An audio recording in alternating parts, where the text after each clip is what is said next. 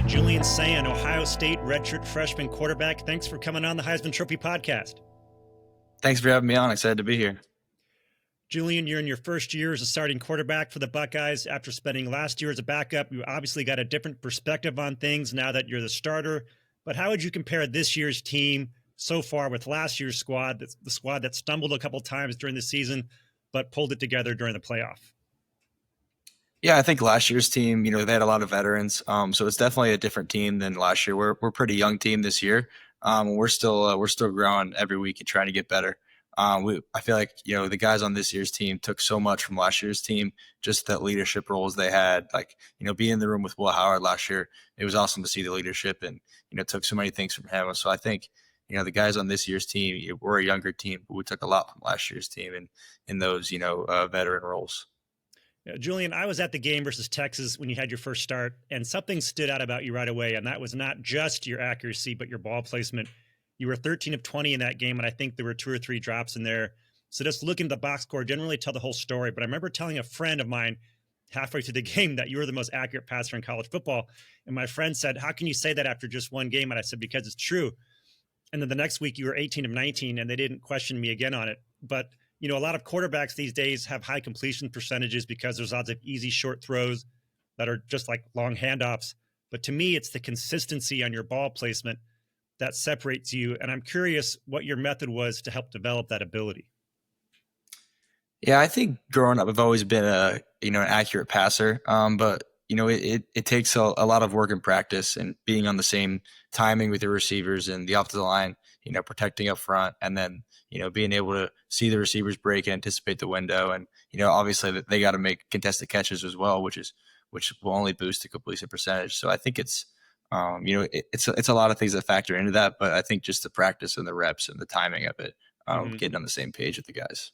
When I play darts, I need to throw into a small window. And one thing I do is I use my eyes and I kind of design a larger window out of other shapes and colors surrounding the target. And that kind of helps me get the dart into the right area. Is that kind of similar to how you do it? Yeah, I think, last year, Coach Chip Kelly, we always talked about, you got to be able to see small and then see big also.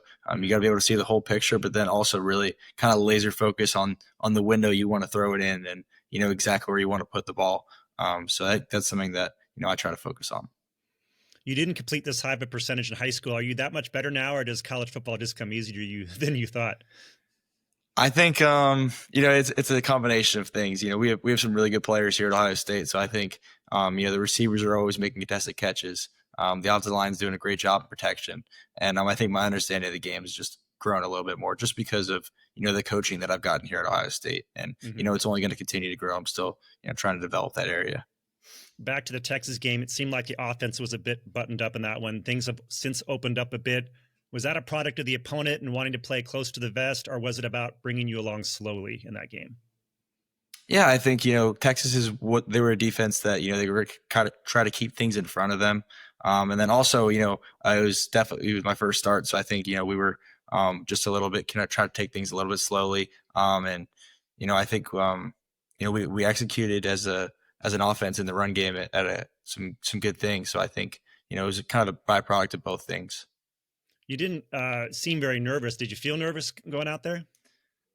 There was definitely some nerves before the game, but once you get kind of tackled that first time, you start to lose the nerves and you just get ready to go play football.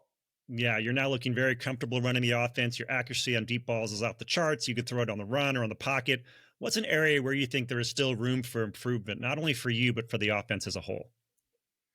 Yeah, I think, there's still a bunch of room for me to grow. I think, in my protection game, my pocket presence, can I, slide and be able to get to my fourth progression, and then I think just, overall, just my understanding of the game. And, there's still so many areas that I want to keep getting better at and keep growing and keep developing. Going back to the beginning, when did you first start gravitating toward football and playing quarterback? Yeah, I think growing up, maybe around 7 or 8 years old, my brother, he's 2 years older than me. So he was playing quarterback and, kind of always just, kind of just followed in his footsteps and was playing quarterback myself and just developed that love for the game and really just didn't want to ever, stop playing football. So I think that kind of love for the game just developed when I was growing up with my brother, and we were always competing, playing quarterback. Did you play any other sports growing up?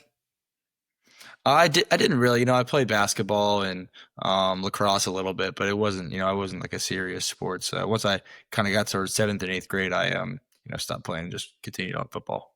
It's always great to have an older brother to compete against. What kind of things did you guys do to compete against each other when you were kids? We competed in everything. I mean, whether it was NCAA 14 or if we were, if we were out on the football field, we were, competing and seeing who could throw the ball better, who could throw it, when I was a freshman in high school, he was a senior. So I was I was the backup and he was the starter on varsity. So we had so much fun in practice just competing. Nice. Who did you look to as a quarterback role model growing up? Was it your brother or was it somebody else? Yeah, I think my brother was definitely someone who I looked up to, and then in the NFL, growing up, I was kind of growing up watching the era of like Eli Manning, Aaron Rodgers, Ben Roethlisberger, Tom Brady. So that was kind of my era growing up, and I'm a Chargers fan, so I was also a Phillip Rivers fan. So growing up, those are kind of the guys I watched. Did you follow college football at all at that point? Did you have a favorite team?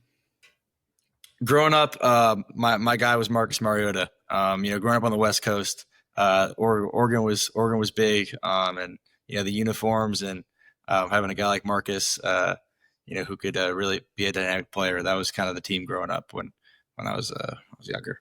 You got your first scholarship offer in eighth grade, and there was a lot of teams going after you. Tell me about that recruiting process and how you ended up finally going with Alabama. Yeah, I was blessed to be able to be recruited by some great schools, and I was kind of looking at, when I was finally come down to it, I was looking at like Alabama, and Georgia, and a little bit of LSU too. And I think just growing up, I wanted to go play in the highest level of football possible. So that was kind of what gravitated me towards those schools, and then I wanted to go play for someone like Coach Saban. So I think that's kind of what ultimately made my decision to go to Alabama. Yeah, of course, not long after getting there, he retired. Describe to me what went through your mind when that happened and how you ended up deciding on Ohio State. Yeah, it was definitely a crazy time when he retired, and I just felt like it was my best decision to enter the transfer portal. And I when I was in the portal, I was I decided on Ohio State because of I think the quarterback pedigree that Coach Day has had there, the development that he has, and then just the talent level. And you see the receiver room, you see everything that they have here. They're trying to be the best in the world at what they do. You're a Southern California kid who has spent time now in Alabama and now Ohio. What's it been like adjusting to not only the different weather, but also the different lifestyle that these other states have to offer? Yeah, California and Ohio are definitely a little bit different. We just got some snow today, actually, in Ohio. But it's definitely different. But I'm growing to really love it here, and the people here are really special. Have you played in any cold temperatures so far? I can't remember what the last few games how cold it was, but have you really faced the really cold weather yet? This season, we've been getting some pretty good weather for the past games. Last year, we had the Tennessee game was really cold. There were some cold games last year, and just developing or kind of like acclimating to that weather and getting to see it in practice and preparing for it. Does the ball float much differently for you in the cold? I don't think it does. I'm trying to get acclimated and work through it in practice. So win the game, your money. Yeah, waiting at the end of the season is the big game against Michigan. How much has that rivalry come to mean to you in the short time you've been in Columbus? Yeah, I think you see the rivalry and how much it means to the people in this state and the people in this city. It's definitely something that I know how important it is, and we're ready for it. Ohio State is pushing not only you, but Jeremiah Smith for the Heisman. Jeremiah was on the show earlier this year, so we've now had both Buckeye Heisman candidates on. What did you think when you first started hearing your name associated with the Heisman? Yeah, it was a great honor. We're focused on winning more games and team success, and but it was definitely a great honor. And it's awesome to see a guy like Jeremiah, who's a really special player, and deserving of all the accolades too. The last Buckeye to win it was Troy Smith in 2006. And of course, Archie Griffin this year celebrates the 50th anniversary of his second Heisman. What kind of relationship, if any, have you had with some of these Buckeye legends? Yeah, I've been able to talk to Troy Smith in the offseason, being number 10, like him. So I was able to talk to him in the offseason, and he's a great dude and an awesome person, an awesome mentor. Have you ever been to New York City before? I had when I was younger, growing up. I went there for Christmas a couple of years. It's pretty special in December. What would it mean for you personally to make it there as a finalist, at least? It would be an extremely great honor. I mean, growing up, that was what you dreamed of. Seeing guys like Marcus Mariota and other guys up there for the award it's definitely a really special honor, and it would be a dream come true. All right, let's do a few rapid fire questions to close this out. What's your favorite part about playing quarterback? Favorite part about playing quarterback is I think you just have the most impact on the game. What's your favorite pregame hype song? Pre-game hype song. I don't really get too hyped up. I'd say I'll go 7 Summers by Morgan Wallen. I kind of try to keep it chill. All right. Who's your dream dinner guest, past or present? Past or present? I'd probably say Michael Jordan, just the competitive edge that he has. What's one word your friends would use to describe you? I think routine based. If football didn't exist, what do you think you'd be doing right now? That's tough. I'd probably be at the beach in California doing something. Nice. Do you have any superstitions on or off the field? I don't know. Some people, a lot of people that I've played football with kind of growing up have superstitions. I don't really have any. Okay. Who's your most competitive teammate besides you? Competitive teammate.